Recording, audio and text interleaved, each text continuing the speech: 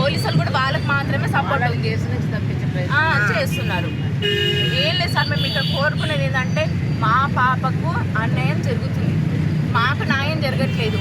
రెడ్డిస్ వచ్చి ఆ క్షణంలో కేసు పెడితే మా ఆడల పైన కేసు అయ్యింది, మా మీద కేసు అయింది సార్, మా మీద కేసు అయ్యింది.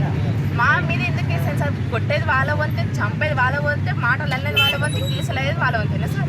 అంటే మేమేం చేయాలి సార్? ఇంకా అంటే మేము ప్రాణాలు తీయించుకోవాలి, కొట్టించుకోవాలి, వాళ్ళు కాలు పట్టుకోవాలి అనే రాటి మాటలు అనిపించుకోవాలి. వాళ్ళు ఏమన్నా ఏ గెలిచి మాటలన్నా మేము పడాలి, వాళ్ళు అన్ని చెప్పినట్టు మేము వినాలి సార్. ఇంకా 5 మంది మీద పెట్టేసారు, అది కూడా ఆడల పైన, ఒక 2 మొగల పైన.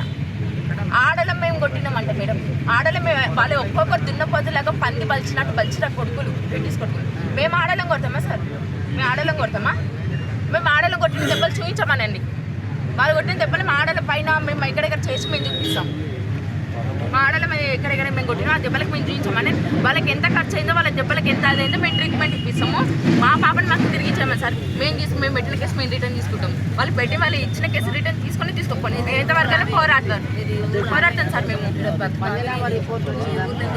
ఏది రాలేదు మేడం, ఏ స్లిప్ మా చేతికి ఇంతవరకు రాలేదు. మేము పెట్టిన కాంప్లైంట్ ఇంతవరకు కేసు రాలేదు.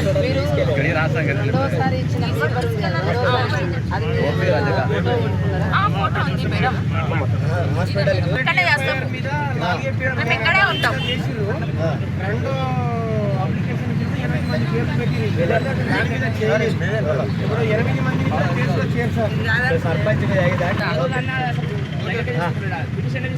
అసలు మేము ఇచ్చిన పిటిషన్ లేదు సార్, అక్కడ ఏదో షార్ట్ కట్ రాసి మాత్రమే మెన్షన్ చేసి, మేము అసలైన మ్యాటర్ ఎందుకు రాసిచ్చింది అది ఎందుకు లేదు అక్కడ, అది ఎందుకు చూపిస్తలేదు మాకు. సిఐ గారికి నా ఫోన్ చేసి అడిగితే వాళ్ళు ట్రీట్మెంట్ చేసినట్టు ఏమైనా ప్రూఫ్స్ ఉన్నాయా అని కూడా సార్. ట్రీట్మెంట్ తీసుకొచ్చి అంటే 2 సిమ్లు తీసుకొచ్చాము. ఆయన ఎస్ఐ సార్ కూడా ఇచ్చిన మేము